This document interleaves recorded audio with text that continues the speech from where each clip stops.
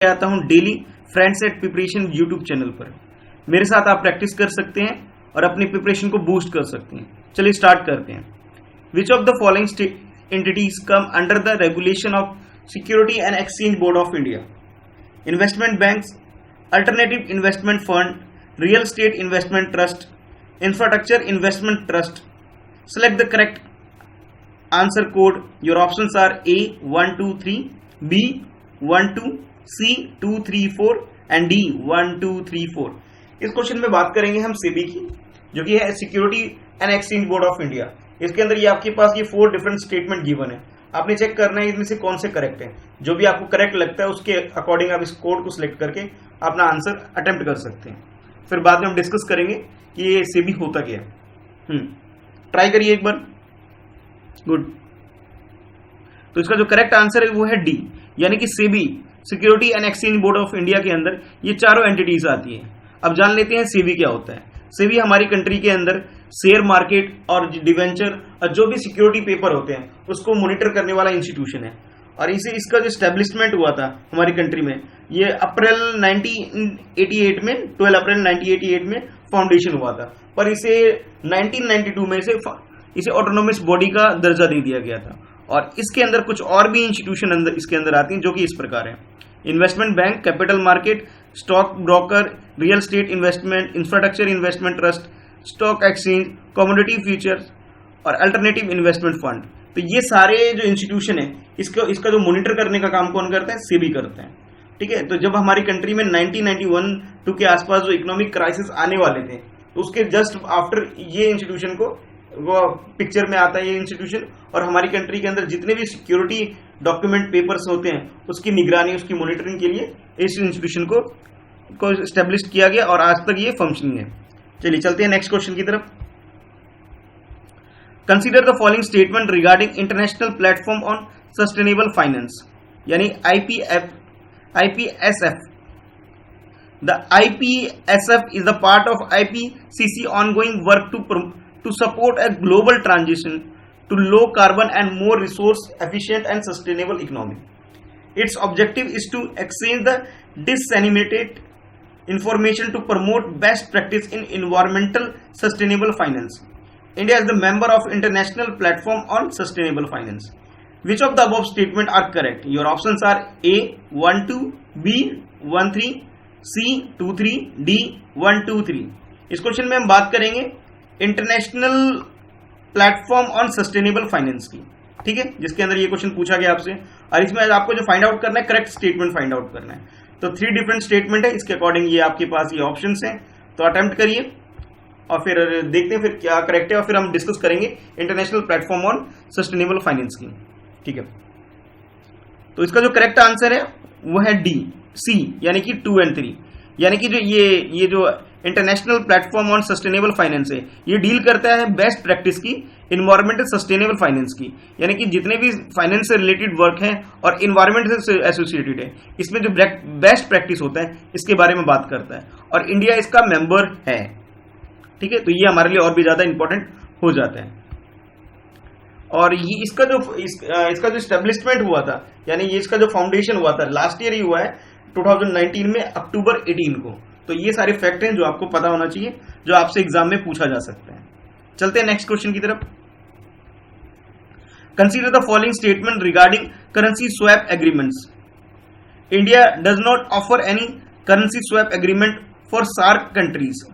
Usually the currency swap operation carry no exchange rate risks.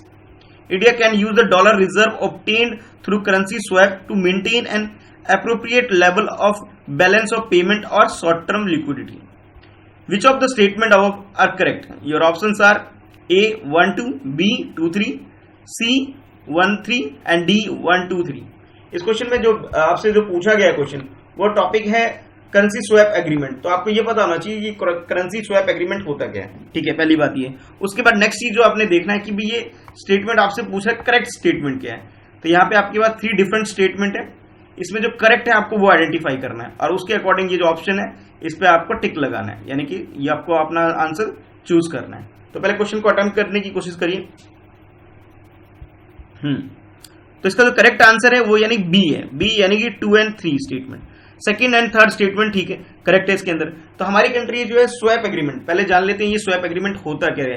Currency swap agreement का मतलब होता है जब एक कंट्री दूसरी कंट्री के साथ ट्रेड करना चाह रही है, बट दोनों कंट्री के पास डिफरेंट करेंसी है, तो एक्सचेंज रेट कुछ ना कुछ डिसाइड करना होता है, तो फिक्स करती है किसी एक करेंसी में ट्रांजेक्शन करें।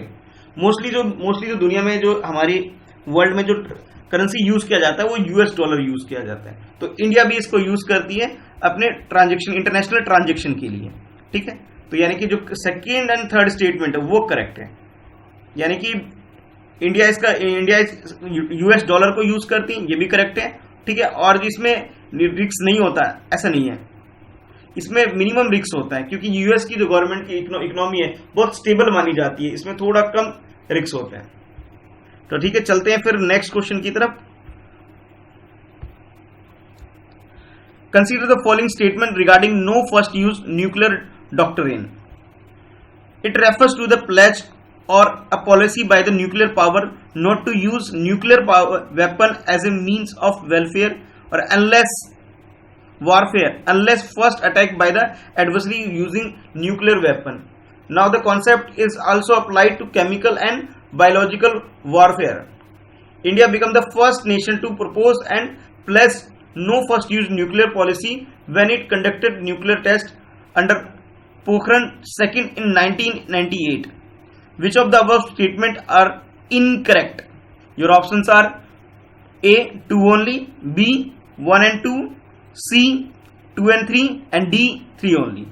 इस क्वेश्चन में बात की जा रही है जो no first use nuclear doctrine की, यानी कि जो जितने भी ऐसी कंट्री जिनके पास न्यूक्लियर पावर है, जितनी भी ऐसी कंट्री जिनके पास न्यूक्लियर पावर है, तो उनके बीच में किसी कंट्री ने एक प्रपोजल लेके आई है कि नो फर्स्ट यूज, यानी कि वो किसी भी कंट्री के साथ जब वॉर होगा तो पहले यूज नहीं करेंगे, बल्कि अगर कोई कंट्री उनके ऊपर अटैक करती है न्यूक्लियर पावर के साथ तब वो उसको यूज करे। तो ये पॉलिसी आपने बताना है कि भाई कौन सी कंट्री पहले लेके आई है, ठीक है। इसके बारे में अगर आपको पता है तो ये 3 स्टेटमेंट आपके पास गिवन है, ये होता क्या है, ठीक है। ये होता क्या है पहले तो आपको ये बताना चाहिए कौन सी कंट्री लेके आई है, इसके अंडर क्या क्या कैटेगरी के अंदर क्या क्या चीजें आती हैं, ये सब पता होना चाहिए आपको। अगर ये सारी चीजें आपको पता है, इसके हिसाब से आप ये 3 स्टेटमेंट उसे चेक करिए और फिर उन 3 स्टेटमेंट के अकॉर्डिंग अपने ऑप्शन को सिलेक्ट करिए।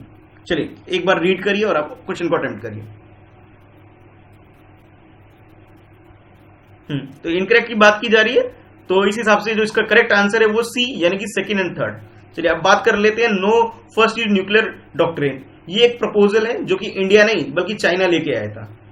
ये इंडिया ने बाद में इसे पोखरन में जब 1998 में पूरे वर्ल्ड वाइड जब इंडिया के अगेंस्ट में जब सारी कंट्री खड़ी हो गई, तो इंडिया ने भी ये बोला था कि हम भी इसे फर्स्ट यूज नहीं करेंगे बल्कि हम बाद में यूज करेंगे। तो इस कॉन्सेप्ट को जो सबसे पहले जो कंट्री लेके आई थी वो लेके आई थी चाइना लेके आई थी, और चाइना लेके आई थी जब इंडिया चाइना वॉर 1962 हुआ था उसके बाद, यानी कि 1964 में इसे लेके आई थी चाइना। और इस अभी तक चाइना के बाद इंडिया भी इस पॉलिसी को फॉलो करती है, जो कि इंडिया ने पोखरन में 1998 में इसका जो टेस्ट किया था उसके बाद से, ठीक है। तो करेक्ट आंसर हो गया सी यानी कि सेकंड एंड थर्ड। अच्छा, उसके बाद चलते हैं नेक्स्ट क्वेश्चन की तरफ। Consider the following statement regarding convention of international trade in endangered species of wild fauna and flora. City is legally binded on state parties to the convention, which are obliged to adopt their own domestic legislation to implement its goal. It is administered by the IUCN. World trade is not permissible for the species covered under the Appendix 1 of CITES. Which of the above statement are incorrect? Your options are A 2 only, B 1 and 2, C 1 and 3 and D 2 3। तो इस question में आपसे बात की जा रही CITES यानी कि convention of international trade in endangered species of wild flora and fauna, इसके बारे में बात की जा रही है, ठीक है। और उसके लास्ट में आपने ये जरूर पढ़ लेना है कि क्वेश्चन में करेक्ट नहीं बल्कि इनकरेक्ट की बात की जा रही है, यानी कि जो सा भी स्टेटमेंट गलत है उसको आपको आइडेंटिफाई करना है इसके अंदर, ठीक है। सही वाला नहीं बल्कि गलत वाला आपको आइडेंटिफाई करना है। तो ये चीज ध्यान रखिएगा क्वेश्चन में, कई बार क्वेश्चन आते आते भी ये मिस्टेक कर लेते हो आप लोग। तो ट्राई करिए एक बार क्वेश्चन, फिर बात करते हैं ये होता क्या है। तो इसका जो करेक्ट आंसर है वो डी, यानी कि सेकंड एंड थर्ड। सेकंड भी गलत है इसके अंदर, यानी कि गलत होने का मतलब, इनकरेक्ट होने का मतलब हमारे ऑप्शन के लिए ठीक बैठ गया ये। और ये थर्ड भी है, थर्ड स्टेटमेंट भी गलत है। अच्छा, ये वर्ल्ड वाइड एक इकलौता ऐसा कन्वेंशन है जो लीगली बाइंडेड है। अदरवाइज इंटरनेशनल लेवल पर जितने भी क्या नाम है एग्रीमेंट साइन होते हैं वो लीगली बाइंडेड नहीं होता, वो एक सजेस्टिव मेजर होते हैं बस। और ये जो है क्या नाम है convention of international trade in endangered species और वाइल्ड फ्लोरा एंड फोना यानी साइट्स, ये IUCN के अंदर नहीं आता, बल्कि ये आता है वाइल्ड लाइफ के अंदर आता है। ठीक है, और ये जो कन्वेंशन है ये साइन किया गया था मार्च 3, 1973 में इसे साइन किया गया था। और इसके अंदर जितनी भी स्पीसीज आती है या फ्लोरा या फोना, जो भी इसके अंदर चीजें आती है, उसके अंदर उसकी ट्रेड उसका बंद नहीं होता, बल्कि उसका ट्रेड को चैनलाइज करने के लिए कि कैसे ट्रेड होना चाहिए, मॉनिटरिंग के लिए ये कन्वेंशन काम करती है। तो यानी कि जो करेक्ट आंसर हो गया ये इसका डी हो गया, सेकंड थर्ड दोनों स्टेटमेंट गलत है, जो कि क्वेश्चन में गलत ही पूछा गया था आपसे।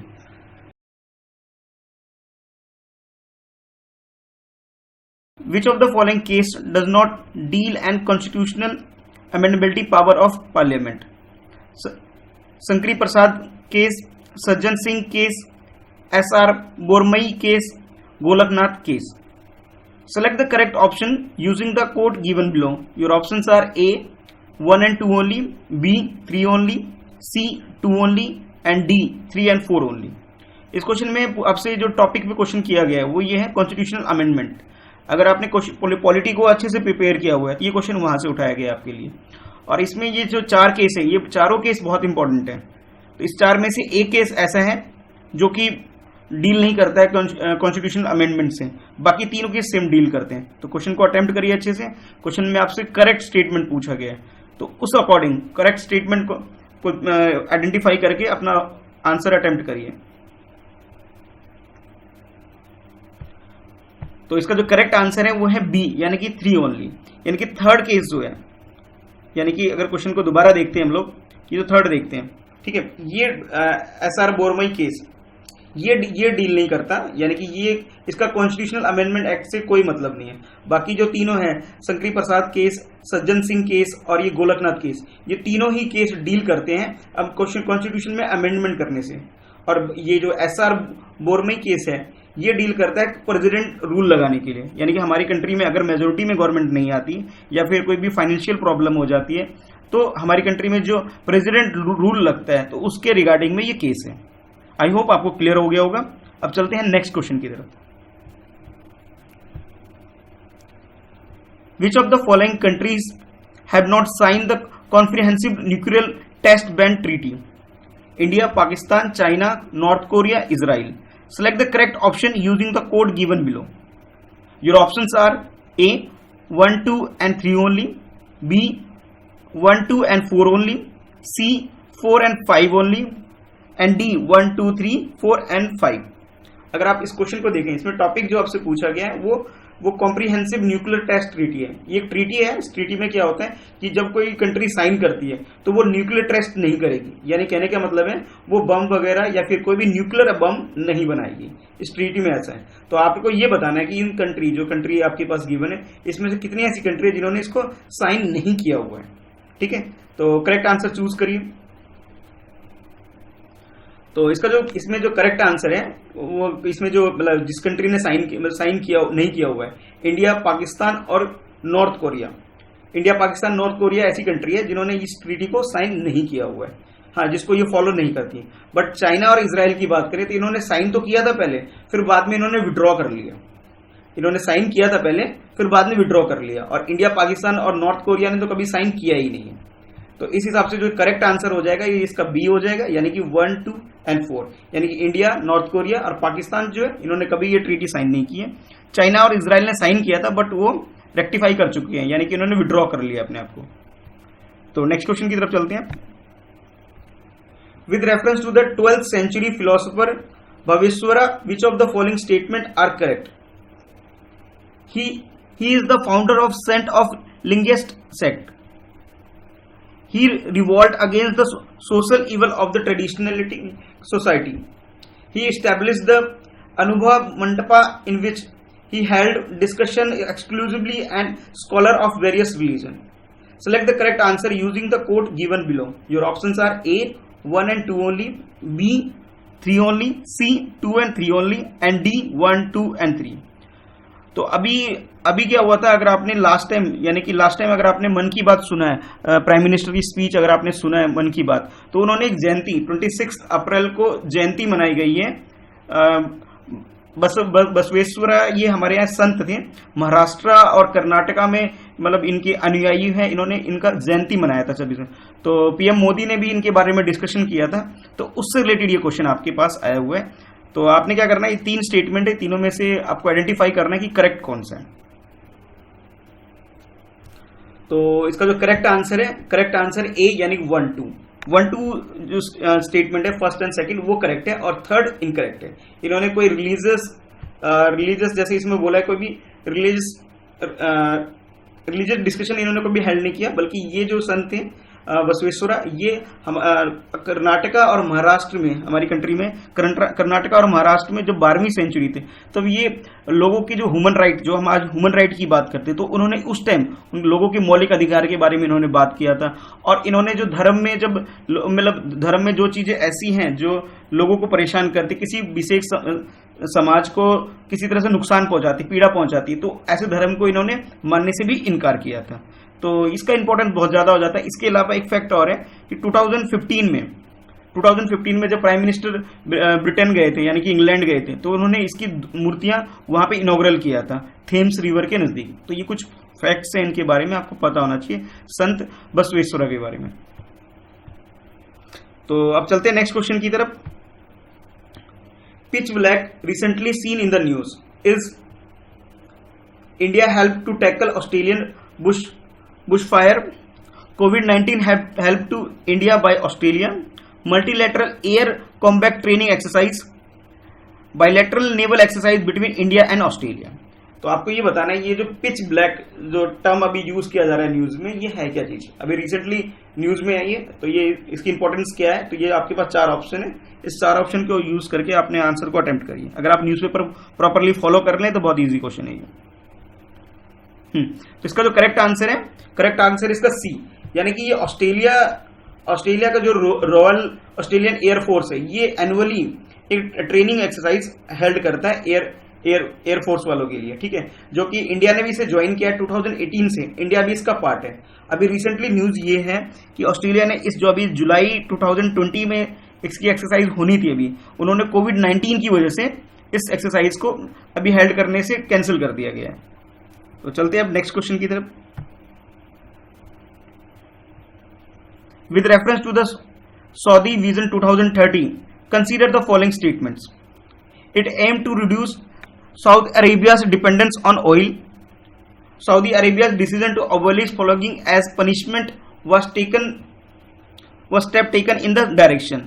Which of the statement given above are correct? Your options are A 1 only, B 2 only, C both 1 and 2, D neither 1 nor 2। अब इस क्वेश्चन में जो टॉपिक आपसे पूछा गया वो है सऊदी अरेबिया में जो एक विजन लेके आई है, सऊदी अरेबिया की जो गवर्नमेंट है, वहां के जो प्रिंस है, तो एक विजन लेके आया 2030। अब इस विजन के अंदर जो ये दो स्टेटमेंट आपसे बताए गए कि भी करेक्ट है इनकरेक्ट है, आपको ये आइडेंटिफाई करना है। तो एक बार ट्राई करिए, फिर हम डिस्कस करते हैं इसके बारे में। तो जो करेक्ट स्टेटमेंट है इसका, ये दोनों ही स्टेटमेंट करेक्ट है, यानी हमारा जो ऑप्शन सी है, सी सही है। अब बात करते हैं ये सऊदी अरेबिया का विजन 2030 है क्या।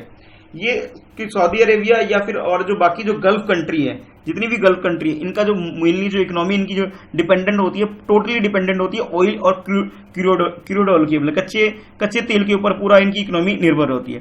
तो सऊदी अरेबिया में जो प्रिंस है, सलमान बिन जो है इनके जो प्रिंस है, तो उन्होंने थोड़ा डिसाइड ये किया है कि भी अब हमारी country other than oil sector में भी काम करेगी, ताकि कंट्री बाद में कोई क्राइसिस ना हो, उससे बचने के लिए। पहली बात तो ये 2030 के विजन में एक चीज ये है। और दूसरी बात ये अभी रिसेंटली न्यूज में ये इसलिए है कि अभी जितने भी माइनर्स हैं इस कंट्री के अंदर, जितने भी माइनर्स हैं, उनको जो डेथ सेंटेंसेस दिए जाते थे उसको बैन कर दिया सऊदी अरेबिया ने, इस वजह से ये न्यूज में। और ये भी 2030 विजन के अंदर ही ये एक पॉइंट है कि उन्होंने अभी क्या किया है उसके अंदर स्टेप लेते हुए कि जितने भी 18 साल से कम उम्र के बच्चे हैं उनको डेथ सेंटेंस यानी कि फांसी की सजा नहीं दी जाएगी। और इससे पहले उन्होंने एक स्टेप और लिया था जब ह्यूमन राइट इंटरनेशनल लेवल पर जब इसको क्रिटिसाइज किया जा रहा था कि सऊदी अरेबिया में सबसे ज्यादा जो पनिशमेंट दिया जाए, क्रूड पनिशमेंट जो दिया जाता है सऊदी अरेबिया में, तो उन्होंने पहले जो चाबुक या कोड़े से जो पिटाई होती थी उसको बैन किया था। और एक नया स्टेप इन्होंने ये लिया कि अब किसी को भी 18 ईयर से कम है उनको फांसी की सजा नहीं दी जाएगी। करते हैं, consider the following statements with reference to the SVAMITVA scheme. It is a scheme for mapping the land parcel in rural inhabitant area. It is a pan-India scheme launched by the Ministry of Panchayati Raj. Which of the statement given above are correct? Your options are A, 1 only, B, 2 only, C, both 1 and 2, D, neither 1 nor 2. अगर इस question को ध्यान से देख रहे हैं तो इसमें सौमित्रा स्कीम क्या होता है, अगर आपको ये आपने इसके बारे में न्यूज में भी रिसेंटली न्यूज में अगर आपने पढ़ा है तो आप इस क्वेश्चन को बहुत इजीली आंसर कर सकते हैं। इसमें बात जैसे दोनों स्टेटमेंट को आप देख रहे हैं तो फर्स्ट स्टेटमेंट में बोला गया है ये एक लैंड मैपिंग का स्कीम है। अगर आपको ये ऑप्शन सही लग रहा है, ये दोनों स्टेटमेंट ठीक लग रही है, तो आप इस हिसाब से ये 4 ऑप्शन को चूज कर सकते हैं। और सेकंड ये बोला गया जो लॉन्च किया गया है मिनिस्ट्री ऑफ पंचायती राज ने इसे लॉन्च किया हुआ है। तो ये आप देखिए और फिर अटेम्प्ट करिए क्वेश्चन को।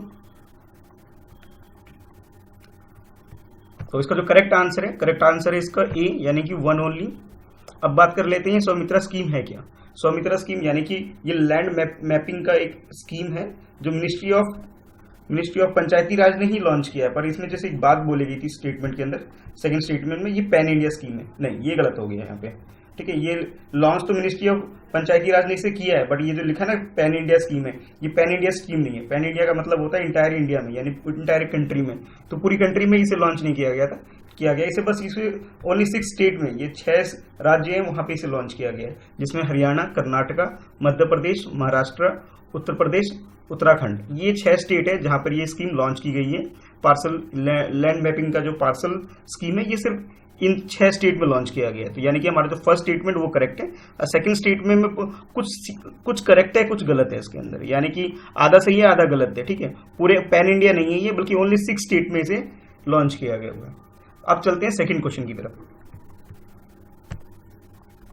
With reference to the polar vortex consider the following statements. A polar vortex is a large area of low pressure and cold air that surrounding Earth's pole. It occurs during the winter only. The polar vortex is an Arctic typical stronger due to the presence of nearby land as well as mountain range. Which of the statement given above are correct in this context? You have option A 1 only, B 2 and 3, C 1 and 3, D 1 2 and 3। इस question में जो topic जो आपसे पूछा गया वो polar vortex होता क्या है। कई बार आपने देखा होगा जो पोल होते हैं, जैसे हमारे स्पेस में, जैसे हमारा जो ये अर्थ है, अर्थ के नॉर्थ पोल और साउथ पोल पे भवंडर आते हैं, ठीक है। तो उसके रिगार्डिंग में ये क्वेश्चन पूछा गया, जिसमें आपके पास 3 स्टेटमेंट आपके पास है। आप तीनों स्टेटमेंट को ठीक से पढ़िए और फिर क्वेश्चन को अटेम्प्ट करने की कोशिश की गई। जैसे फर्स्ट स्टेटमेंट में बोला गया आपसे कि ये जो है ये जो पोलर वॉर्टेक्स है ये अर्थ के पोल पे है, ठीक है। और दूसरे में जो बात की जा रही है, ये जो भवंडर आता है ये मोस्टली जो मतलब अक्कर होता है, ये ज्यादातर जो आता है ये केवल सिर्फ सर्दियों में आता है, यानी कि विंटर सीजन में आता है। सेकंड स्टेटमेंट ओनली वर्ड है, तो ठीक है। और थर्ड स्टेटमेंट जो आपके पास है ये बता रहा है कि जो माउंटेन रेंज होता है, माउंटेन रेंज और जो होता है इस प्रेशर को और इसके जो इसको और स्ट्रॉन्गर बना देता है इस चीज को। तो आपके पास ये 3 स्टेटमेंट है, तीनों स्टेटमेंट को ध्यान से पढ़िए और आपके पास उसके बाद ये 4 ऑप्शन है, तो उस हिसाब से क्वेश्चन को अटेम्प्ट करने की कोशिश करिए। तो इसका जो करेक्ट आंसर है ये ए यानी कि 1 ओनली, यानी कि इसमें जैसे आपसे पूछा गया था इसमें 3 स्टेटमेंट थी, ठीक है। ये तीनों स्टेटमेंट क्या, जो फर्स्ट स्टेटमेंट है वो तो करेक्ट है, यानी कि ये जो पोलर वॉर्टेक्स है ये लो प्रेशर और कोल्ड एयर में आता है, ये बिल्कुल ठीक है। दूसरा ये बोला गया कि ये विंटर ओनली, कि ये सर्दी यानी सर्दी का टाइम होता है, ऐसा नहीं है, ये दोनों सीजन में होता है। ये हो जाता है कि सर्दी में भी होता है और गर्मियों में भी होता है, यानी कि ये दोनों सीजन में होता है। ये ऐसा कोई कंडीशन नहीं है कि सिर्फ विंटर में होगा, ठीक है। और लास्ट स्टेटमेंट जो था ये पोलर वॉर्टेक्स जो है, ये जो माउंटेन रेंज, जैसे आपसे बोला गया था कि माउंटेन रेंज जो इसे स्ट्रॉन्गर बनाती है, बल्कि स्ट्रॉन्गर नहीं बना देती इस बाउंडर को, बल्कि इसे ये वीक कर देती है। तो यानी कि थर्ड स्टेटमेंट हमारा गलत हो गया। और सेकंड स्टेटमेंट में जो बोला गया कि ये एग्जिस्ट करती है विंटर में, तो ये विंटर में नहीं होती है, बस ये होता है कि वीक हो जाता है, समर में वीक हो जाता है और विंटर में स्ट्रॉन्गर हो जाता है। लेकिन ऐसा नहीं है कि सिर्फ विंटर में अकर होता है। ठीक है, तो आप समझ गए होंगे कि ये समर में ये स्ट्रॉन्गर हो जाते हैं और विंटर में स्लो हो जाता है, थोड़ा हो जाता है। लेकिन इसका मतलब ये नहीं कि सिर्फ विंटर में अकरेंस होता है, ऐसा नहीं है। तो अब चलते हैं नेक्स्ट क्वेश्चन की तरफ। Consider the pairs. अब यहाँ पे क्या है कि आपके पास लेफ्ट कॉलम और राइट कॉलम में कुछ पेयर्स गिवन है। जैसे फर्स्ट कॉलम जैसे आप देख रहे हैं, लेफ्ट कॉलम में आपके पास माउंटेन पास है, और जो सेकंड और जो आप कॉलम देख रहे हैं यहाँ पे आपके पास स्टेट है। यानी कि ये पासेस गिवन है, आपके पास स्टेट गिवन है। तो आपको मैच करना है कि ये मतलब ये जो इसके सामने लिखा हुआ है करेक्ट है या इनकरेक्ट है। ठीक है, उस हिसाब से आपके पास ये 4 ऑप्शन है। तो ऐसे आप एक बार अटेम्प्ट करिए, कोशिश करिए, फिर मैं डिस्कस करता हूँ आंसर। तो इसमें अगर आप ध्यान से देखें, यानी कि सबसे पहले तो आप ये समझना है कि ये ला या पास होता क्या है। जब 2 माउंटेन रेंज होता है, मान लीजिए 2 माउंटेन रेंज है, mountain A mountain B, 2 mountain range है, तो 2 माउंटेन रेंज के बीच के अगर कोई रास्ता होता है उसे हम दर्रा या ला या पास वर्ड यूज करते हैं। ये तिब्बतन वर्ड है या बुद्धिस्ट लैंग्वेज में ये वर्ड यूज किया जाता है, क्योंकि हमारा जो हिमालय जो रीजन है और तिब्बत जो रीजन है, तो ये काफी मतलब एक दूसरे से अटैच्ड है। तो मोस्टली वर्ड जो आते हैं ये तिब्बतन लैंग्वेज से ये वर्ड आए हुए हैं। तो पहले तो ये कॉन्सेप्ट समझ लिया। फिर अब ये देखते हैं, ये सिपकी ला जो है ये अरुणाचल प्रदेश में नहीं है बल्कि हिमाचल प्रदेश में। तो ये जो फर्स्ट मैचिंग जो हमारा जो फर्स्ट है ये गलत हो गया हमारा। ठीक है, नेक्स्ट जो है रोहतांग पास है, रोहतांग पास ये हिमाचल प्रदेश में, ये करेक्ट हो गया। फिर बॉमडिला है, बॉमडिला उत्तराखंड में नहीं है बल्कि अरुणाचल प्रदेश में। ठीक है, अब बॉमडिला ये क्या नाम है, तेजपुर से जब आगे जाते हैं हम आगे जाते हैं तो उधर से रास्ता पड़ता है, यानी कि अरुणाचल में है ये, ना कि उत्तराखंड में। अच्छा, फोर्थ जो नाथुला सिक्किम में बिल्कुल करेक्ट है, यानी कि इसका जो फोर्थ स्टेटमेंट मैचिंग जो फोर्थ स्टेटमेंट ये करेक्ट है और सेकंड करेक्ट है, यानी कि फर्स्ट और थर्ड यहाँ पे गलत हो गया, यानी कि सेकंड एंड फोर्थ के हिसाब से देखें तो डी जो ऑप्शन है हमारा ये करेक्ट है। ठीक है, तो अब देख सकते हैं कि भी अब थोड़ा डिटेल में जानते हैं कि ये सिप्पी की इला ये होता है, ये है कहाँ। ये मैंने जैसे आपको बताया ये हिमाचल प्रदेश में है, हिमाचल प्रदेश में किन्नौर डिस्ट्रिक्ट है, किन्नौर डिस्ट्रिक्ट में जो इंडिया और तिब्बत का जो बॉर्डर है उसके आसपास का एरिया है ये। ठीक है, अब बात करते हैं रोहतांग पास की। तो रोहतांग पास जो है ये कनेक्ट करती है हमारे कंट्री में कुल्लू वैली को कनेक्ट करती है, ये लॉथर स्पीति को कनेक्ट करती है। अच्छा, उसके बाद बॉमडिला की बात करें तो जैसा मैंने आपको बताया था, बॉमडिला अरुणाचल प्रदेश में, जो कि भूटान की जो कैपिटल है।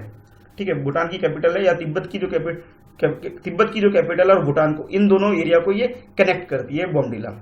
अच्छा, लास्ट में नाथुला जो है वो हमारे कंट्री में सिक्किम के अंदर है, जो ईस्ट सिक्किम डिस्ट्रिक्ट के अंदर है। ठीक है, और ये चाइना ने जो तिब्बत को जो ऑक्यूपाई किया हुआ है, चाइना ने जो ये रीजन ऑक्यूपाई किया है, तो उसमें तिब्बत का जो ऑटोनोमस रीजन है, यानी कि जो तिब्बतन लोग जो जिस रीजन को चलाते हैं उस रीजन के साथ ये अटैच्ड है। अब 2017 में अगर आपने थोड़ा सा न्यूज से अगर अपडेट है तो इंडिया और चाइना की जो आर्मी है वो आमने सामने खड़ी हो गई थी, यहाँ पे एक डिस्प्यूट हो गया था, इसलिए ये थोड़ा न्यूज में रहता है। अच्छा, अब चलते हैं नेक्स्ट क्वेश्चन की तरफ। With reference to the application PreSoft, consider the following statement. It is a centralized accounting software intended for the maintenance of accounts by all 3 levels of Panchayat. It has been developed under the e-Panchayat Mission Mode project. अच्छा, इस question में क्या है कि आपके पास जो एक concept है, एक टर्म यूज किया गया PreSoft। तो PreSoft के बारे में अगर आपने अभी रिसेंटली न्यूज में अभी पढ़ा है तो उस हिसाब से ये क्वेश्चन यहाँ उठाया गया है।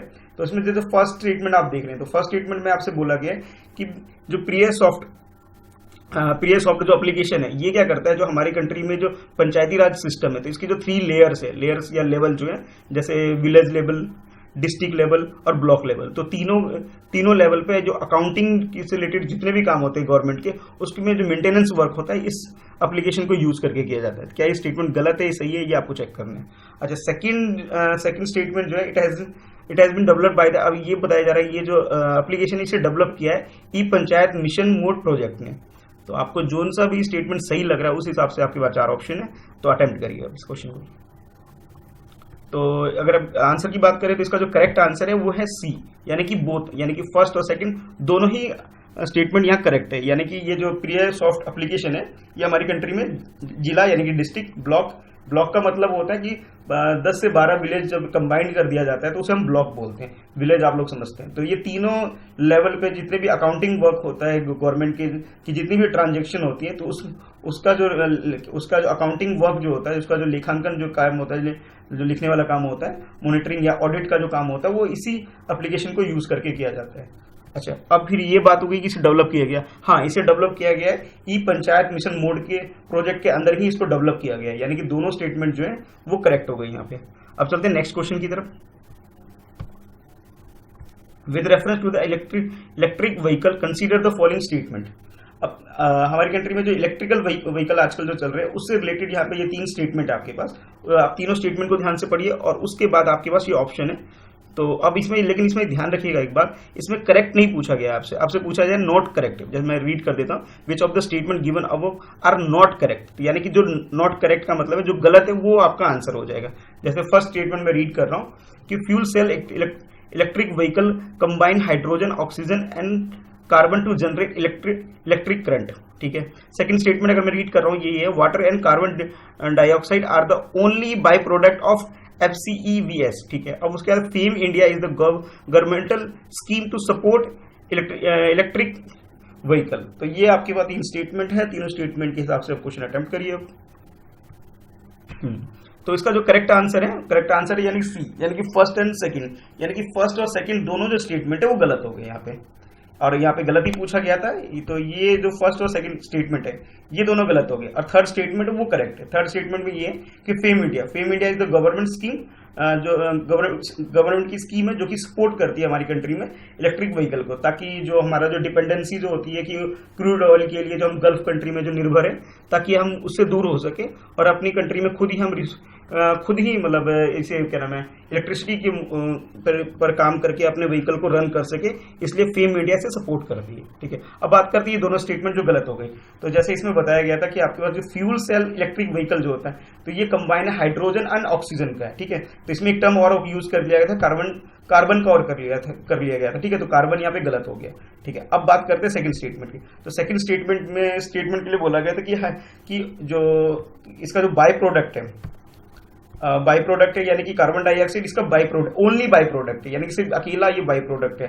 तो यहाँ पे ये स्टेटमेंट गलत हो गया। अगर हम इसे ध्यान से एक्सप्लेनेशन को देखें तो यहाँ पे ये है कि ये क्या होता है कि हाइड्रोजन प्लस ऑक्सीजन अगर मिला के यहाँ पे बनाया जा रहा है, फ्यूल बनाया जा रहा है, यानी कि इलेक्ट्रिक फ्यूल बनाया जा रहा है, जो कि हम इलेक्ट्रिसिटी जनरेट करने के लिए यूज किया जा रहा है। और जो बाय प्रोडक्ट जो बच जाता है वो वाटर वेपर बच जाता है, यानी कि वाष्प हमारा बच जाता है। यानी कि CARES programme seen in the news recently is related to, your options are World Bank, International Monetary Fund, South Asia Association for Regional Cooperation, Asian Development Bank। अभी हाल फिलहाल में ये केयर प्रोग्राम न्यूज में है, ठीक है। तो आपके पास ये 4 ऑप्शन है कि किस इंटरनेशनल ऑर्गेनाइजेशन से ये एसोसिएटेड है। तो क्वेश्चन को एक बार अटेम्प्ट करिए। अगर आप न्यूज़पेपर को प्रॉपर फॉलो कर रहे हैं तो आप इसका आंसर बहुत इजीली दे सकते हैं। तो इसका जो करेक्ट आंसर है वो है डी, यानी कि एशियन डेवलपमेंट बैंक। अभी जैसा आप लोग जानते हैं कि अभी रिसेंटली पूरे वर्ल्ड में कोविड-19 कोरोना वायरस से हम पूरी दुनिया के जितने भी लोग हैं किसी न किसी तरीके से परेशान हैं।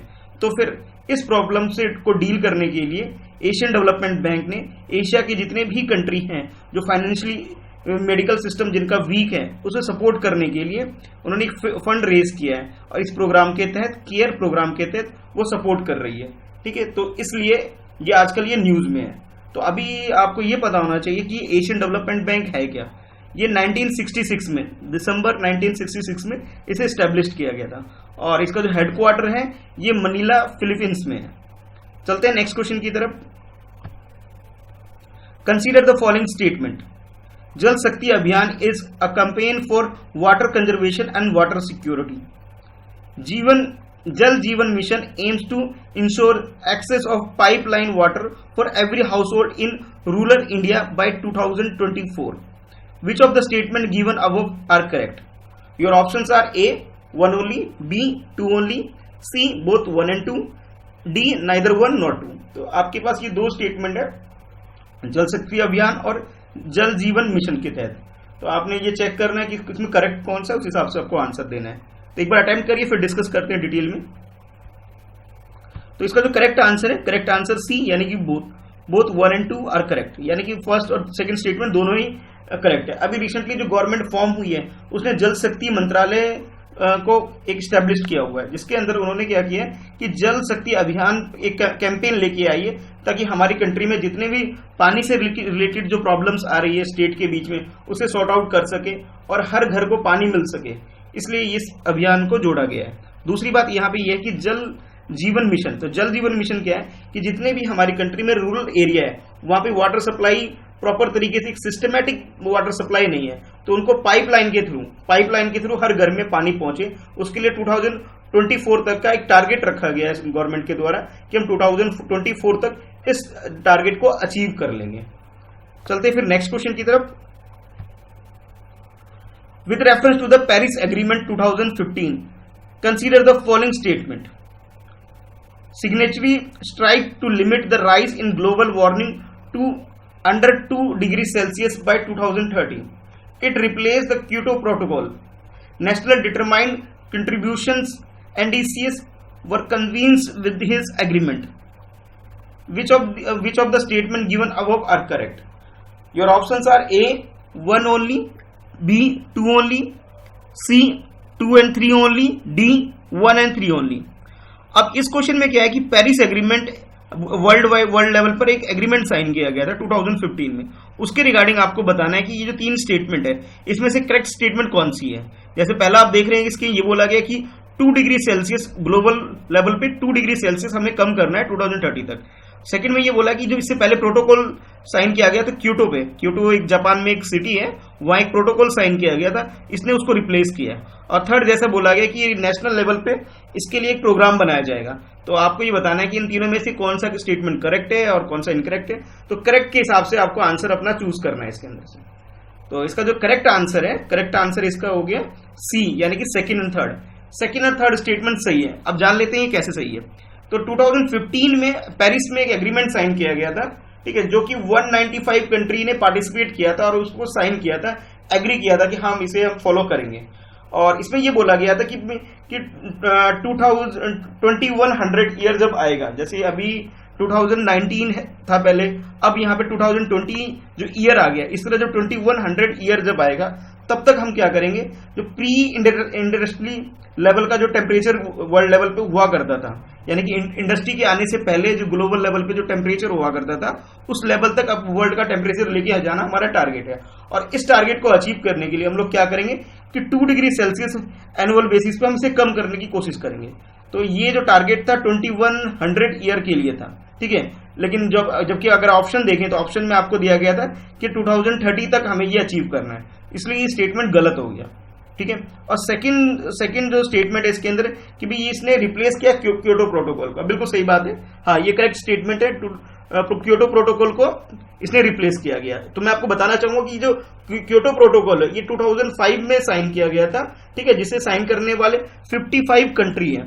और ये जो प्रोटोकॉल है 2012 में खत्म हो गया था। ये मतलब ये जो प्रोटोकॉल का जो डेडलाइन जो थी 2012 थी, जो कि खत्म हो गई थी। उसके बाद फिर इंटरनेशनल लेवल पे Paris climate change agreement sign किया गया था 2015 में, जो कि अभी तक फॉलो किया जा रहा है। अच्छा, थर्ड स्टेटमेंट की अगर बात करें तो थर्ड स्टेटमेंट भी करेक्ट है। इसमें इस एग्रीमेंट के तहत हर देश अपना कुछ ना कुछ नेशनल लेवल पे प्लान बनाएगी, ताकि जो हमारा जो टारगेट है 2 डिग्री सेल्सियस टेम्परेचर कम करना, इसे अचीव किया जा सके। और इसके लिए 2050 तक जो टेम्परेचर जो 1.5 डिग्री सेल्सियस टेम्परेचर कम करने का भी टारगेट रखा गया है। चलते हैं नेक्स्ट क्वेश्चन की तरफ। With reference to the global terrorism index consider the following statement. It is released by the Stockholm international peace research institution. India move to 7th position इन 2019 from 8 in 2018. In 2019, India was ranked ahead of conflict-ridden countries such as the Democratic Republic of Congo, Palestine, etc. Which of the statements given above are correct? Your options are A 1 and 2, B 2 and 3, C 1 and 3 and D 1, 2 and 3. इस question में आपसे पूछा गया है कि ये जो global terrorism index है ये जो इंडेक्स है ये रिलीज करती है Stockholm international peace research institution. क्या आपको लगता है ये सही है? तो चूज करना है आपको। ये 3 स्टेटमेंट इससे रिलेटेड दिया गया है, तो आपने ये चूज करना है। सेकंड स्टेटमेंट में बोला जा रहा है आपसे कि जो 2019 में जो इंडिया की रैंक थी कि इंडिया में जितने भी टेररिज्म अटैक जो होते हैं उस हिसाब से जो यहाँ पे इंडिया की जो रैंक थी, पहले अब 8 पोजीशन थी, अब वो 7th हो गई है 2019 में। और लास्ट में बोला गया कि भी ये कुछ कंट्री हैं डेमोक्रेटिक रिपब्लिक ऑफ कोंगो और पैलेस्टीन, तो इससे ऊपर इंडिया की रैंकिंग है, कुछ ये बोला गया है। ठीक है, तो आपको इस अपने ऑप्शन को चूज करना है, एक बार अटेम्प्ट करिए फिर डिस्कस करते हैं। स्टेटमेंट को ठीक से पढ़ना है आपने, फिर अटेम्प्ट करना है इसे। और पूछा गया है इसमें करेक्ट, तो आप देख लेते हैं इसका जो करेक्ट आंसर है वो है बी, यानी कि second and third. Second and third बिल्कुल सही है, फर्स्ट स्टेटमेंट गलत हो गया, क्योंकि इस इंडेक्स को जो रिलीज करती है वो करती है institute for economic and peace, इसे रिलीज करती है, ना कि स्टॉकहोम इंटरनेशनल इसे रिलीज करती है। इसे इंडेक्स को रिलीज करती है ग्लोबल टेररिज्म इंडेक्स, जो इसे रिलीज करती है इंस्टीट्यूट ऑफ इकोनॉमिक पीस। अच्छा, उसके बाद ये बोला गया कि 2019 में जो इंडिया की रैंक थी 8 थी, 2018 में रैंक 8 थी, और 2019 में जो इंडिया की रैंक हो गई ये 7th हो गई। अच्छा, थर्ड स्टेट में जैसे आपसे बोला गया है, तो इंडिया से आगे जो बाकी जो कंट्री है वो ये कंट्री है, democratic Republic of Congo, south Sudan, फिर बुर्किना फासो, पैलेस्टीन और लेबनान। ये कंट्री टॉप 6 कंट्री है। उसके बाद इंडिया का नंबर आता है 7th, जहां सबसे ज्यादा टेररिज्म अटैक होते हैं हमारी कंट्री के अंदर। ठीक है, तो अब चलते हैं नेक्स्ट क्वेश्चन की तरफ। With reference to the deemed to be universities consider the following statement. तो आपके पास ये 3 स्टेटमेंट है, चलो इसको रीड करते हैं, उसके हिसाब से ये 4 ऑप्शन है, और इसमें जो आपको बताना है कि करेक्ट स्टेटमेंट कौन सा है। The status of deemed to be university is declare by the central government on the advice of University Grant Commission. They enjoy the same academic status and privilege of a university. They do not perform any public duty and are exempted from the Prevention of Corruption Act 1988. तो आपके पास ये option है A 1 only, B 1 and 2, C 1 and 3 and D 1, 2 और 3। तो अपने option को choose करिए, क्वेश्चन को अटेम्प्ट करिए। तो जितने भी टीचिंग से रिलेटेड एग्जाम है, ठीक है, टीचर सिलेक्शन एग्जाम है, उसके लिए ये टॉपिक बड़ा यूजफुल है, बड़ा इंपॉर्टेंट टॉपिक है। अगर आप ये थोड़ा सा स्टडी कर रहे हैं, अपनी प्रिपरेशन को अच्छे से कर रहे हैं, तो इस क्वेश्चन को जरूर करेक्ट अटेम्प्ट करिए। हाँ, तो अब देख लेते हैं इसका जो करेक्ट आंसर है। करेक्ट आंसर है बी, यानी कि 1 and 2 दोनों ही करेक्ट है। कैसे, अब ये बात कर लेते हैं। अभी रिसेंटली एक न्यूज में ये है कि क्या नाम है, जो कैबिनेट ने अप्रूव किया है कि जितनी भी डीम्ड यूनिवर्सिटी है, 3 डीम्ड यूनिवर्सिटी, राष्ट्रीय संस्कृति संस्थान जो है ये दिल्ली में है और तिरुवनंतपुरम में है। इन दोनों को जो पहले डीम्ड यूनिवर्सिटी थे और इसे अब बना दिया गया, यूनिवर्सिटी का दर्जा दे दिया गया है। इसके अलावा एक और इंस्टीट्यूशन है लाल बहादुर शास्त्री संस्कृत संस्थान, तो ये भी पहले डीम्ड यूनिवर्सिटी थी, अब इसे क्या किया गया है कि इसे यूनिवर्सिटी का दर्जा दे दिया गया है। तो इस वजह से ये टॉपिक जो है काफी न्यूज में है। अब बात कर लेते हैं ये deemed to be university concept है क्या। तो ये ऐसा कॉन्सेप्ट है कि अभी रिसेंटली सुप्रीम कोर्ट ने गवर्नमेंट को एक एडवाइस किया गया था कि एक सेक्शन 2C9 के अंदर है, जिसके अंदर प्रिवेंशन ऑफ करप्शन एक्ट है, इसमें यूनिवर्सिटी की जो डेफिनेशन है इसे थोड़ा सा मॉडिफाई किया गया है, और जिसके हिसाब से ये किया गया है कि जितनी भी डीम्ड यूनिवर्सिटी है, डीम्ड यूनिवर्सिटी को यूनिवर्सिटी का दर्जा दिया जा सके। ठीक है, तो ये जो 3 इंस्टीट्यूशन मैंने आपको बताए, ये 3 वो इंस्टीट्यूशन है। ठीक है, अब बात कर लेते हैं इसके अंदर जो 3 स्टेटमेंट थे आपके पास। ठीक है, यानी कि मैंने जो बताया आपको कि ये फर्स्ट और 2 दोनों स्टेटमेंट करेक्ट है। ठीक है, तो अभी आपको ये भी ध्यान रखना है, ये 3 इंस्टीट्यूशन का नाम लिया मैंने आपको, तो तीनों इंस्टीट्यूशन काफी अभी टॉपिक इंपॉर्टेंट है, तीनों न्यूज में, तो इनके बारे में थोड़ा जरूर पढ़ लीजिएगा। तो फिर जो करेक्ट आंसर है, करेक्ट आंसर इसका बी है, 1, 2 स्टेटमेंट करेक्ट है। तो consider the following statement with reference to aero India. It is a military and civil air show. It has been organised annually since 1996.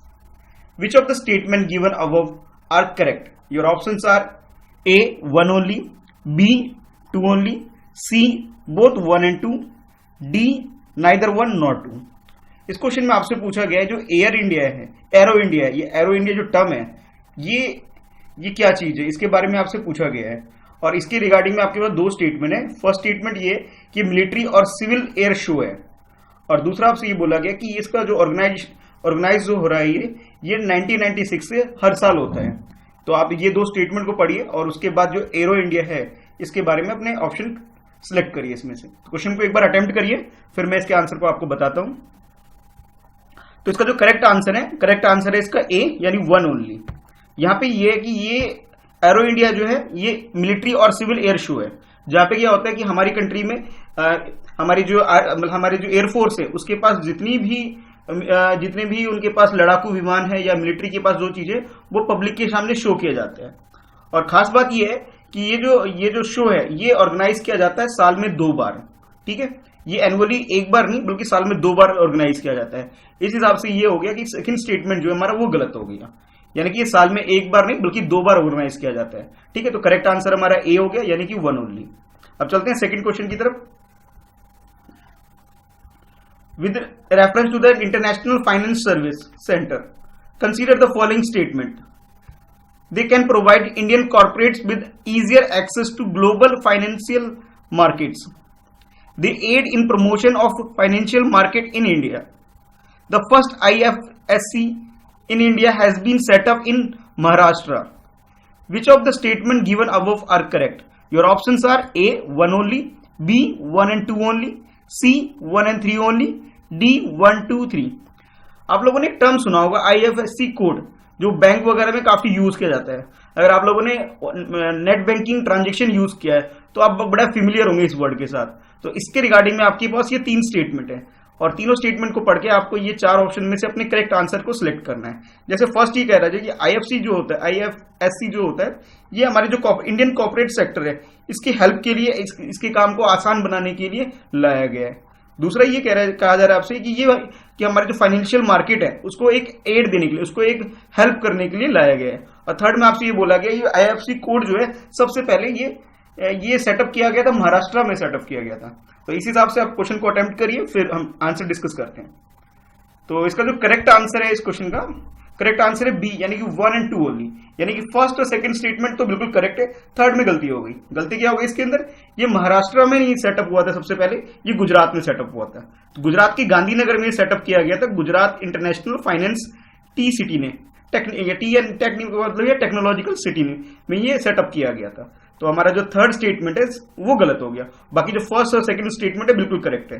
First statement में जैसे आपसे बोला गया था कि ये IFSC जो आया था ये हमारे इंडिया में इंडियन कॉर्पोरेट सेक्टर के काम को आसान बनाने के लिए और हमारे जो फाइनेंशियल मार्केट है, ठीक है, यानी कि जितनी भी लेन देन होती है, जितनी भी ट्रांजेक्शन होती है, ठीक है, ट्रांजेक्शन को ईजी बनाने के लिए लेके आया गया था। ठीक है, यानी कि हमारा जो करेक्ट आंसर हो गया वो हो गया बी। ठीक है, और थर्ड स्टेटमेंट यहां गलत है। तो चलते फिर नेक्स्ट क्वेश्चन की तरफ। With reference to tropical cyclone, consider the following statements. Tropical cyclones originate over warm tropical ocean and are characterized by low atmosphere pressure.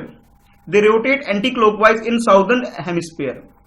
Which of the statements given above are correct? Your options are A, 1 only, B, 2 only, C, both 1 and 2, D, neither 1 nor 2. अच्छा, इस question में आपसे ये geography से related question है।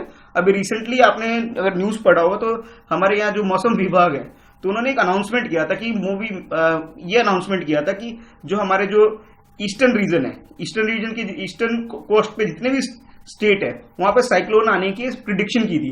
तो उस हिसाब से ये क्वेश्चन आपके सामने है कि ट्रॉपिकल साइक्लोन होता क्या है इसके बारे में। तो जैसे आप देख रहे हैं 2 स्टेटमेंट आपके पास है कि फर्स्ट स्टेटमेंट ये कहता है कि ये जो ओरिजिनेट होते हैं ये वार्म ट्रॉपिकल कंडीशन में ओरिजिनेट होते हैं, और दूसरा आपसे बोला गया कि ये साउदर्न हेमिस्फीयर होता है, यानी कि अगर आप पूरे अर्थ को अगर लेके चले तो इक्वेटर के जो ऊपर वाला हिस्सा होता है, यानी कि विषुवत वृत्त के जो ऊपर वाला हिस्सा उसे हम नॉर्थ हेमिस्फीयर कहते हैं और नीचे वाले हिस्से को साउदर्न हेमिस्फीयर कहते हैं। तो जो साउथ वाला जो हिस्सा होता है यानी साउदर्न हेमिस्फीयर जो होता है वो एंटी क्लॉकवाइज होता है। ठीक है, एंटी क्लॉकवाइज का मतलब है जो घड़ी के अपोजिट डायरेक्शन में जो मूव करता है साइक्लोन। तो आप क्वेश्चन को अटेम्प्ट करिए, ये 4 ऑप्शन है आपके पास। तो इसका जो करेक्ट आंसर है इसमें ए, यानी कि 1 ओनली। अब समझ लेते हैं इसमें मिस्टेक क्या है, इसमें रॉन्ग स्टेटमेंट क्या है। तो जैसे सेकंड स्टेटमेंट था कि ये जो साउदर्न हेमिस्फीयर जो है वहां पे जो ये रोटेट होता है एंटी क्लॉकवाइज, नहीं ये गलत है, ये बल्कि ये रोटेट होता है क्लॉकवाइज। साउदर्न हेमिस्फीयर या नीचे जो इक्वेटर के जो नीचे वाला पार्ट है वो क्लॉकवाइज रोटेट होता है और उसके जो ऊपर वाला यानी कि नॉर्दर्न जो हेमिस्फीयर है वहां क्लॉकवाइज वहां एंटी क्लॉकवाइज होता है। ठीक है, जब भी साइक्लोन आता है तो नीचे वाला जो हिस्सा होता है हमारे अर्थ का, जो नीचे वाला हिस्सा है साउदर्न हेमिस्फीयर है, वो क्लॉकवाइज होता है और ऊपर वाला नॉर्थ एंटी क्लॉकवाइज होता है। ठीक है, तो ये यहाँ पे गड़बड़ था। बाकी ये ठीक है, ये ओरिजिनेट होता है वार्म ट्रॉपिकल ओशन कंडीशन में होता है, बिल्कुल ये फर्स्ट स्टेटमेंट हमारा करेक्ट है। सेकंड में गलती होगी, सेकंड में उल्टा दे दिया गया था आपको। चलिए अब चलते हैं नेक्स्ट क्वेश्चन की तरफ। With reference to the international labour organisation consider the following statement. It is specialized agency of the United Nations (UN).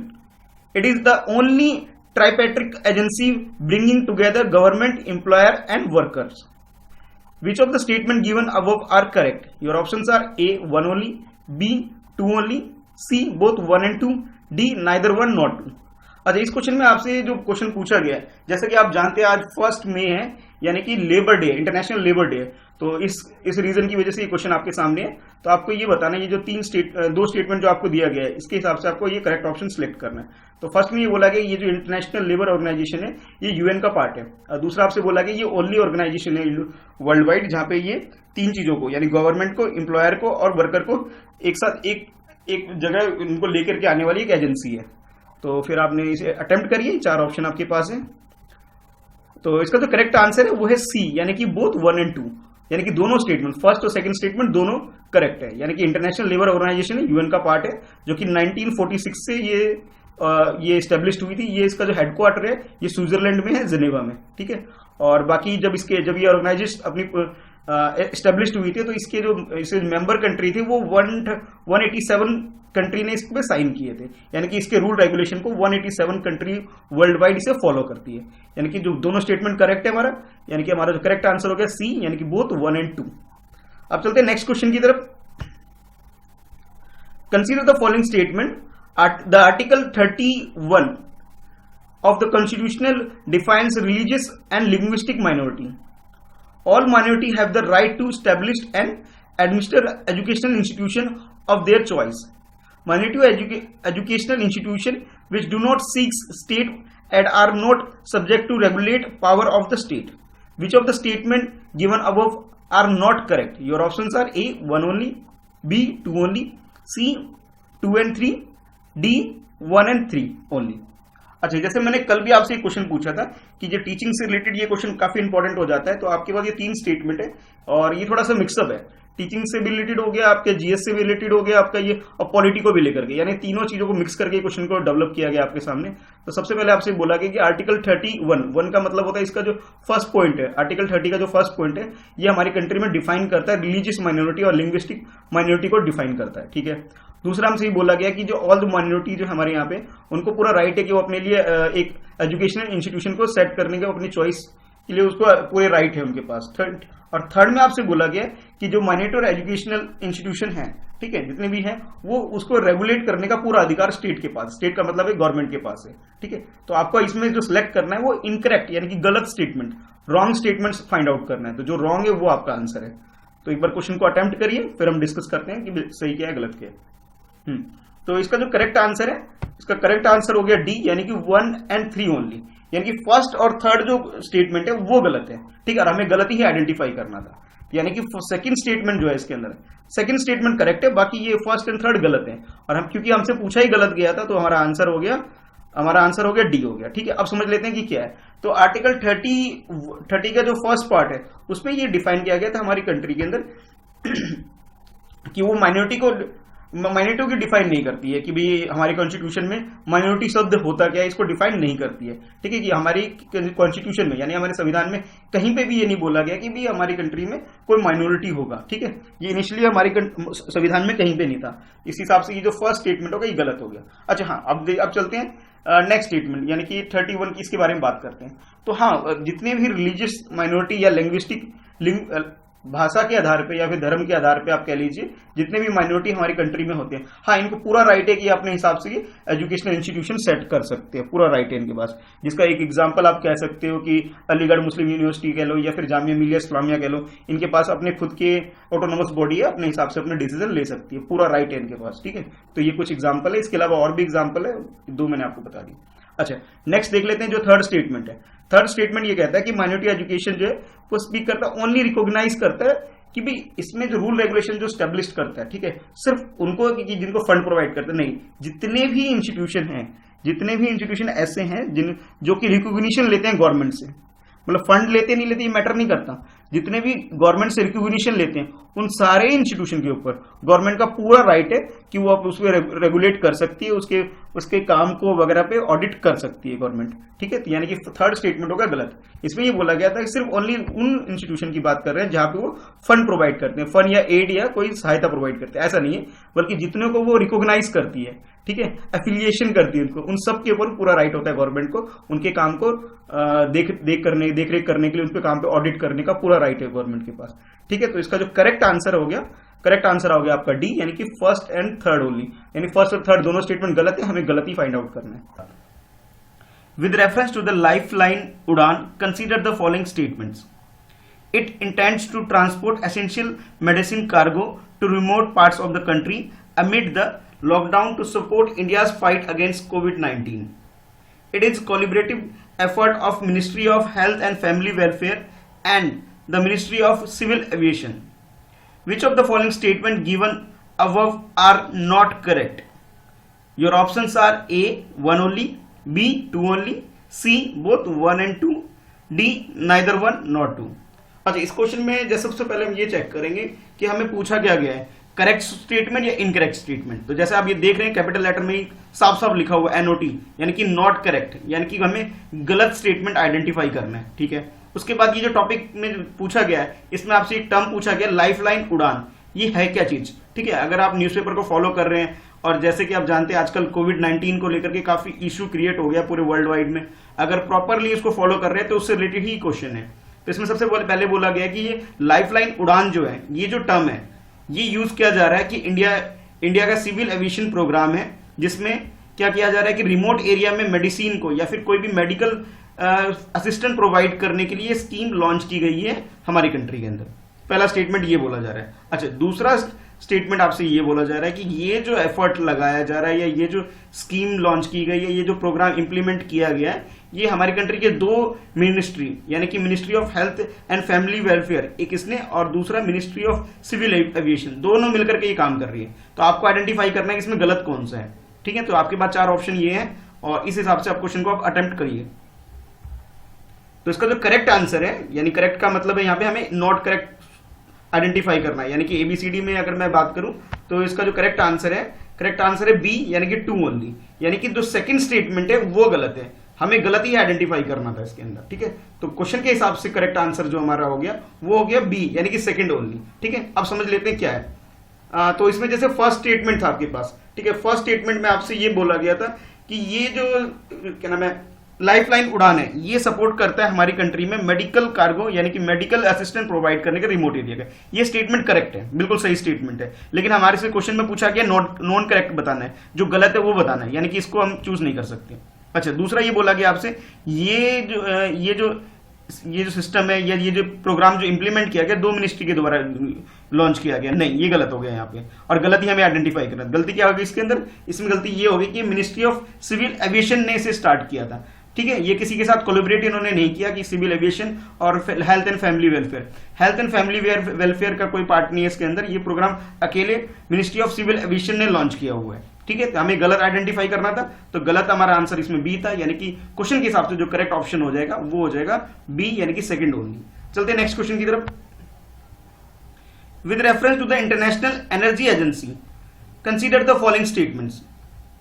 The international energy agency is an autonomous organization which work to ensure reliable, affordable and clean energy. It is headquartered in Vienna, Austria. India became the associate member of the International Energy Agency in 2017. Which of the statement given above are correct?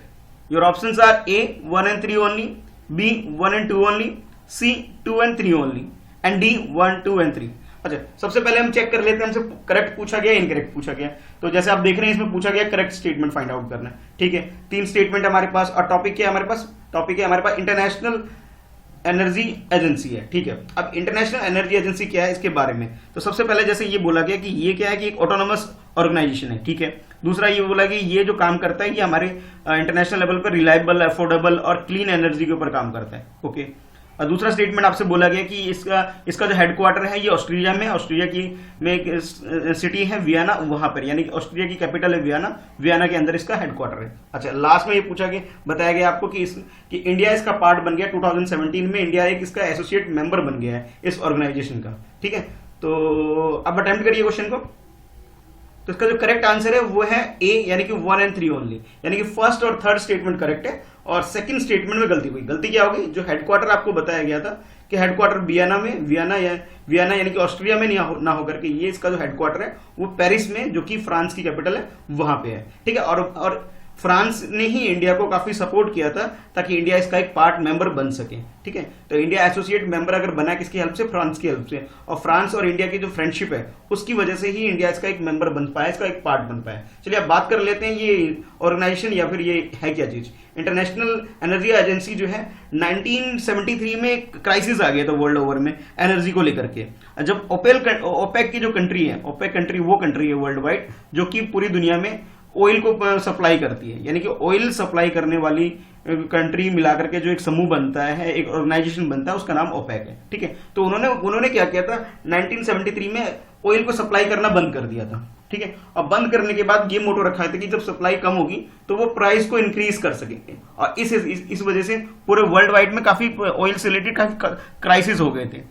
तो उसको sort out करने के लिए, उस problem को solve करने के लिए दुनिया की जो बाकी कंट्री है वो सामने आई और उन्होंने डिसाइड किया कि एक ऑर्गेनाइजेशन फॉर्म किया जाना चाहिए जो कि इस तरह की प्रॉब्लम दोबारा हमारे सामने ना आए। तो 1974 में ऑर्गेनाइजेशन ये एग्जिस्टेंस में आई, यानी कि ये स्टेब्लिश हो गई थी इंटरनेशनल एनर्जी एजेंसी। ठीक है, और लास्ट में जो बताया गया कि इंडिया इसका 2017 में पार्ट बन गया, बिल्कुल करेक्ट है, यानी कि फर्स्ट और थर्ड स्टेटमेंट करेक्ट है, सेकंड गलत हो गया। तो हेडक्वार्टर आप इसे नोट कर सकते हैं, पेरिस फ्रांस के अंदर है।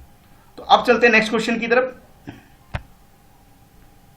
विद रेफरेंस टू द प्रधानमंत्री भारतीय जन आरोग्य औषधि परियोजना, दोबारा बोल रहा हूं, प्रधानमंत्री भारतीय Jan Aushadhi Pariyojana, consider the following statement. Under it generic medicine are provided free of cost.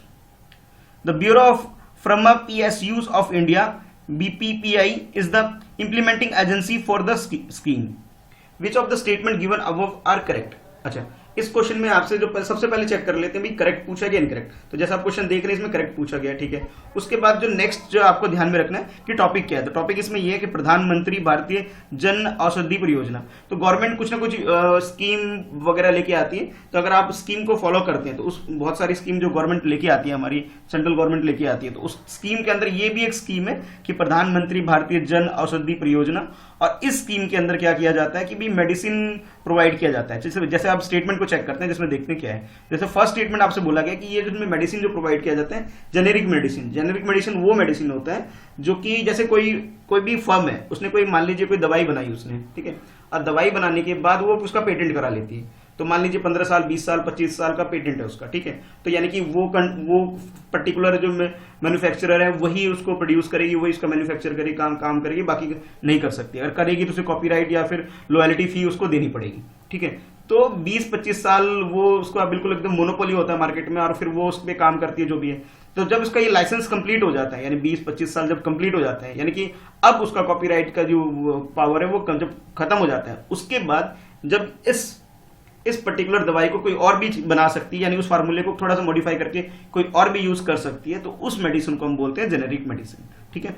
अच्छा, इसमें जैसे बोला गया कि ये जो मेडिसिन है फ्री ऑफ कॉस्ट दी जाएगी, फर्स्ट स्टेटमेंट बोला जा रहा है। सेकंड स्टेटमेंट आपसे बोला गया है कि इसे जो इंप्लीमेंट कर रही है, जो स्कीम को जो काम कर रही है, वो कर रही है bureau of pharma PSU of India कर रही है। इंडिया की, हमारी कंट्री के जो PSU है, ब्यूरो ऑफ फार्मास्यूटिकल जो है, वो इस पे काम कर रही है, ठीक है। तो आपको आइडेंटिफाई करना है कि करेक्ट स्टेटमेंट कौन है, ठीक है। बहुत मैंने आपका डिटेल में समझा दिया है, अब अटेम्प्ट करिए थोड़ा। तो अगर करेक्ट स्टेटमेंट की बात करें तो करेक्ट स्टेटमेंट इसमें सेकंड है, यानी कि बी ओनली, ये हमारा आंसर हो जाए। फर्स्ट क्यों नहीं होगा, इसका सिंपल से रीजन ये है कि हमारी कंट्री बहुत डेवलप कंट्री नहीं है, डेवलपिंग कंट्री है। तो यहाँ medicine free of cost provide करना गवर्नमेंट के लिए ज्यादा इजी काम नहीं, बहुत टफ काम है। तो गवर्नमेंट क्या कर रही है, फ्री ऑफ कॉस्ट ना प्रोवाइड करके इसे अफोर्डेबल प्राइस पे कर रही है, यानी कि 100 रुपए की चीज को 5 रुपए 10 रुपए में प्रोवाइड कर रही है, यानी काफी सस्ते दाम में अच्छी मेडिसिन प्रोवाइड की जा रही है। तो ये फर्स्ट स्टेटमेंट यहाँ गलत हो गया। बाकी सेकंड स्टेटमेंट बिल्कुल सही है, एकदम करेक्ट है कि ये ब्यूरो ऑफ फार्मास्यूटिकल ये हमारी कंट्री के अंदर ministry of chemical and fertiliser के अंदर ये काम करती है। अच्छा, इस क्वेश्चन में गलती ये हो सकती है आपसे, जब आप क्वेश्चन एग्जाम में अटेम्प्ट करेंगे आपको लगेगा कि ये ministry of health and family welfare के अंदर आता है, कि हेल्थ डिपार्टमेंट के अंदर आपको लगेगा कि दवाई वही का काम करते हैं। नहीं, ये गलत है, ये आता है ministry of chemical and fertiliser के अंदर आता है, ये स्कीम आती है। ठीक है, तो ये थोड़ा सा ध्यान रखना, ये नोट करने वाली चीज है। अच्छा, अब चलते हैं नेक्स्ट क्वेश्चन की तरफ। Which of the following do not have geographical indication tag status. ठीक है, तो आपके पास ये 4 स्टेटमेंट है, Gorakhpur terracotta, Manipuri black rice, Banarasi paan और डिगुल लॉक्स। ठीक है, तो select the correct option using the code given below.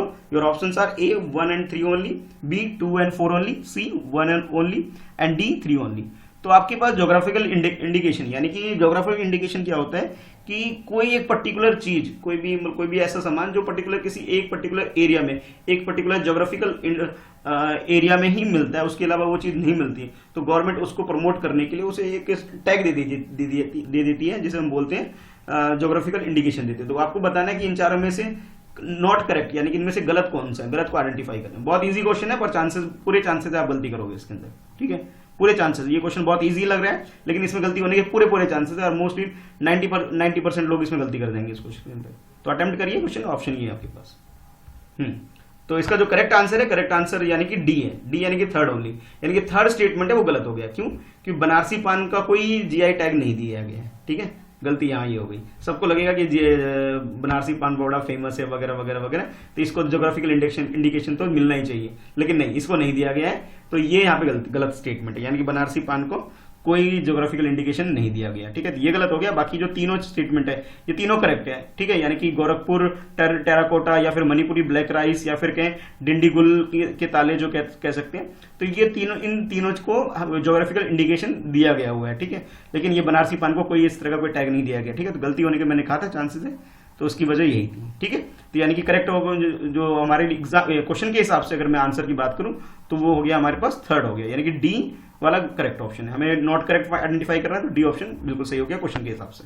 ठीक है, अब चलते हैं नेक्स्ट क्वेश्चन की तरफ। Consider the following statement. Permanent mission to the united nation is the diplomatic mission that every member state dispute to the UN. Erkot Ramaswamy Mudaliar and Hansa Mehta were amongst the first few Indians delegates at the UN. Which of the statement given above are correct? Your options are A 1 only, B 2 only, C both 1 and 2, D neither 1 nor 2. अच्छा, इसमें जो बात की गई सबसे पहले check कर लेते हैं, भी करेक्ट पूछा गया, बिल्कुल सही है, करेक्ट पूछा गया। अच्छा, उसके बाद आपसे पूछा ये जो फर्स्ट 2 स्टेटमेंट दिया गया है, तो फर्स्ट स्टेटमेंट में आपसे बोला गया कि यूनाइटेड नेशन का जो परमानेंट मिशन जो होता है, जहाँ पे अलग अलग जो वर्ल्ड वाइड जितनी भी कंट्री है, जो अगर आपस में कोई डिस्प्यूट है उसको सॉर्ट आउट करने के लिए जो वहाँ पहुँचती है, तो उसमें जो वहाँ जो पहुँचती है, तो उसमें आपको ये बताना है उस के हिसाब से कि उसमें वहां पे कि जो डिस्प्यूट के लिए सारी एवरी मेंबर की मतलब हर कंट्री के पास पावर है क्या वो अपनी डिस्प्यूट को लेके आ सकती है। तो पहले तो ये आपको ये बताना है कि ये सही है गलत है। अच्छा, दूसरा आपसे ये बोला गया है कि हमारी कंट्री के एकॉर्ड रामास्वामी मुदालियर और हंसा मेहता, ये हमारी कंट्री के 2 ऐसे फेमस लोग हैं, कुछ उन फेमस लोगों में से हैं जो कि यूएन के अंदर, यूनाइटेड नेशन के अंदर एक डेलीगेट अच्छे ऑफिसर के रूप में एक अच्छे पोस्ट पे पहुंचे हुए कुछ लोगों में से एक है, मतलब ये दोनों में से कुछ एक है। तो आपको बताना है कि इसमें से करेक्ट स्टेटमेंट कौन सा है। ठीक है, तो क्वेश्चन को अटेम्प्ट करिए एक बार। अब देख लेते हैं आंसर को। तो आंसर इसका क्या है? सी, यानी कि बोथ 1 and 2 दोनों करेक्ट है। यानी कि ये जो परमानेंट रिप्रेजेंटेशन है, जहां पे मैंने बोला कि भाई बाकी कंट्री के अगर कोई डिस्प्यूट है वहां के लेके आ सकते हैं, बिल्कुल लेके आ सकते हैं। अलग अलग कंट्री में अगर आपस में कोई नेबर कुछ आपस में कोई फाइट है, कोई डिस्प्यूट है, तो वो यूएन में जाके अपनी प्रॉब्लम को सॉर्ट आउट कर सकते हैं। यानी कि फर्स्ट स्टेटमेंट हमारा करेक्ट हो गया। अच्छा, सेकंड स्टेटमेंट जैसे मैंने बोला था आपसे कि भाई हमारी कंट्री के जो फेमस पर्सनैलिटी कह लीजिए या अच्छी पोस्ट पे पहुंचे हुए कुछ लोगों में से ये एकॉर्ड रामास्वामी मुदलियर और क्या नाम है हंसा मेहता, ये हाँ ये उनमें से एक है। इसके अलावा कुछ और लोग भी हैं जैसे लक्ष्मी एन मेनन और विजय लक्ष्मी पंडित। ये कुछ ऐसे लोग हैं हमारी कंट्री के, कुछ ऐसे बड़ी हस्ती हैं जो कि यूएन में अच्छी पोस्ट तक पहुंचे हुए हैं। ठीक है, मतलब अच्छी पोस्ट पे काम कर चुके हैं। ठीक है, यानी कि ये जो करेक्ट ऑप्शन जो हमारा हो गया वो हो गया सी, यानी बोथ 1 and 2 दोनों सही है। तो वीडियो आपको कैसा लगा कमेंट करके मुझे जरूर बताइए। आपका स्कोर कितना, आप कितने क्वेश्चन सही कर पा रहे हैं। ठीक है, और कोई सजेशन है तो आप सजेशन के लिए भी कमेंट कर सकते हैं। ठीक है, तो फिर मिलते हैं फिर कल फिर से एक नई वीडियो में। तो मिलते हैं नेक्स्ट वीडियो में। चैनल को सब्सक्राइब कर लीजिए अगर आपने सब्सक्राइब नहीं किया है। अगर आप कुछ और बताना चाहते हैं तो कमेंट बॉक्स के माध्यम से आप अपनी बात यहाँ रख सकते हैं। ठीक है।